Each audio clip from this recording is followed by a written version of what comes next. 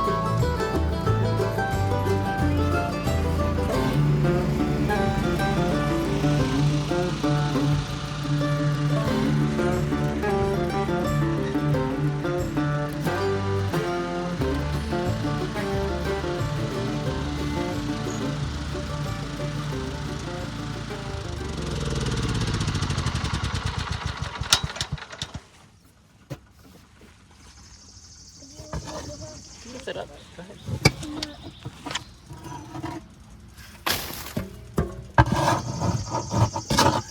How full?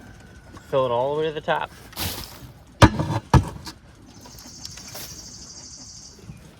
You know, it'd be easier. Are you just gonna go around?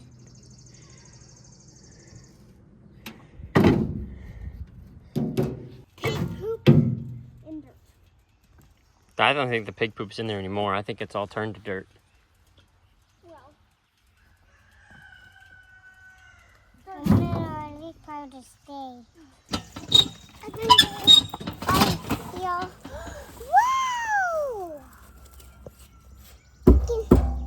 Hey, help. Yeah.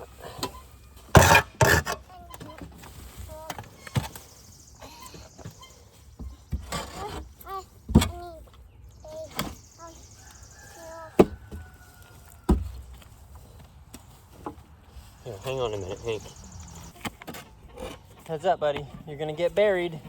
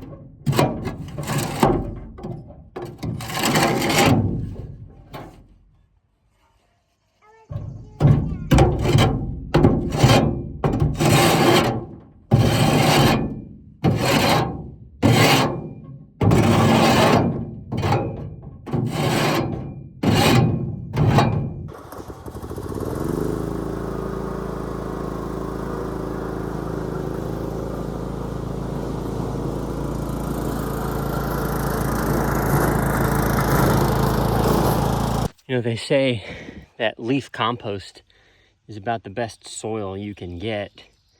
You can see, look at the stratification in there of all the different leaves that have been mushed together over time.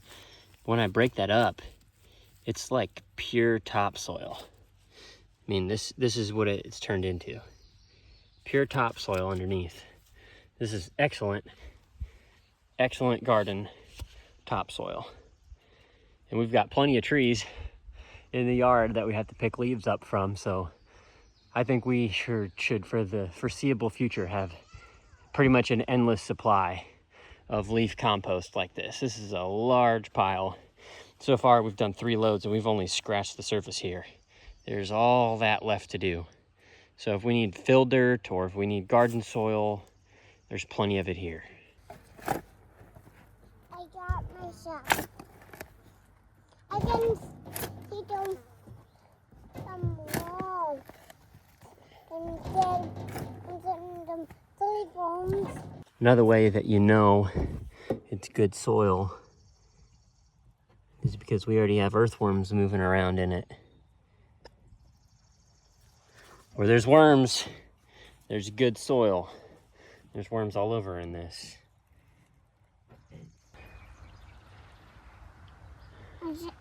And just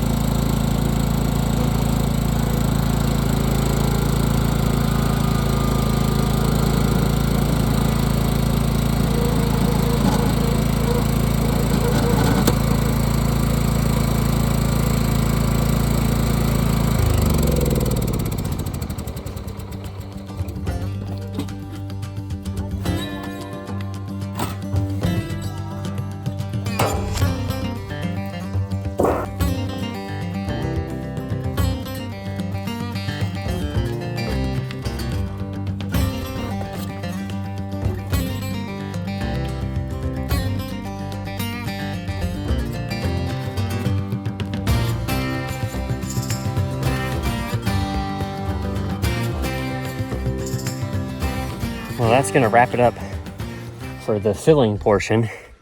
Eventually we're gonna get around to actually planting these things, but we're not gonna do that in the heat of the day.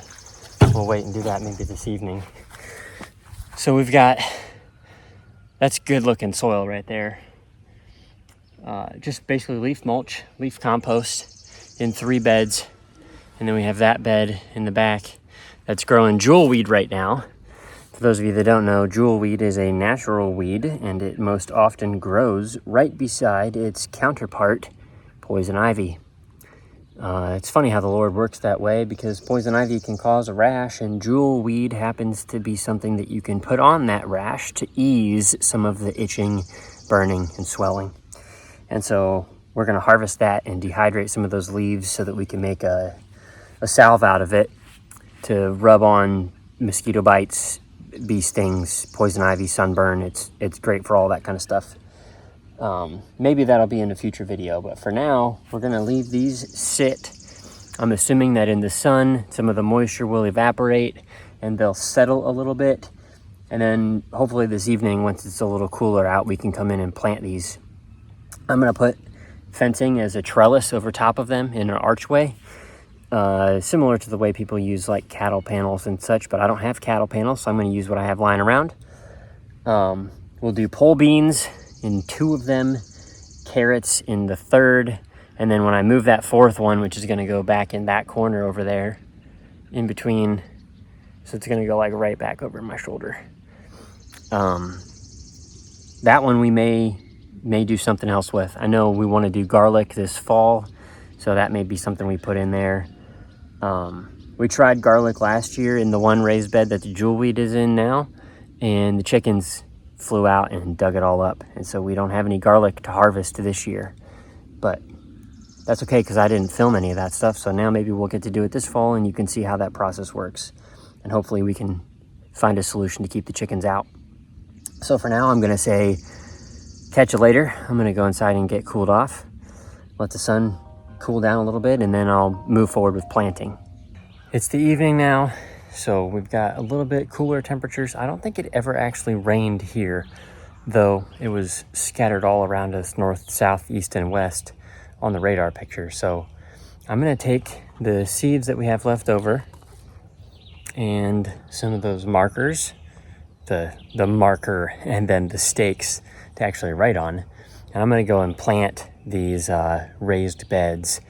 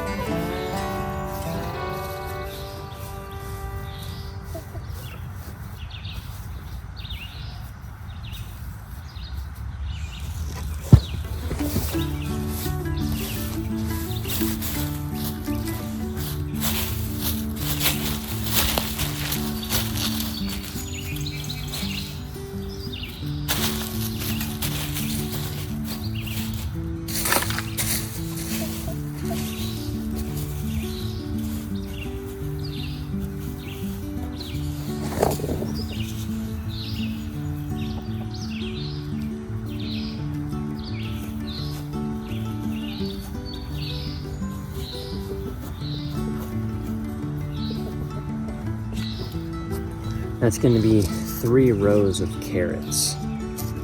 Carrots are such tiny little seeds. Usually, do the middle row first.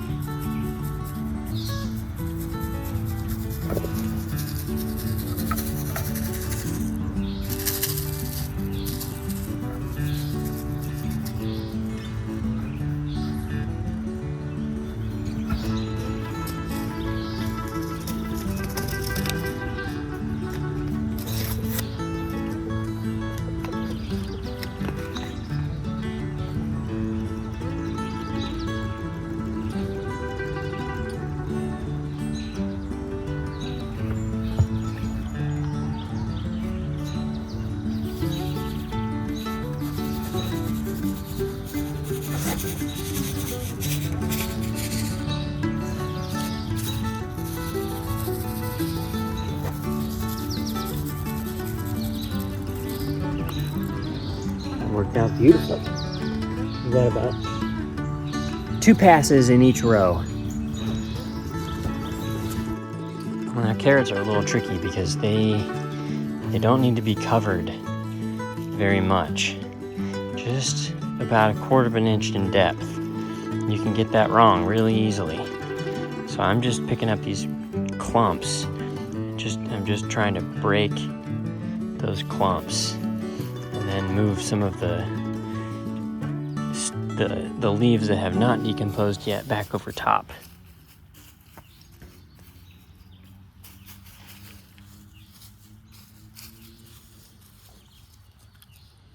Beans, carrots.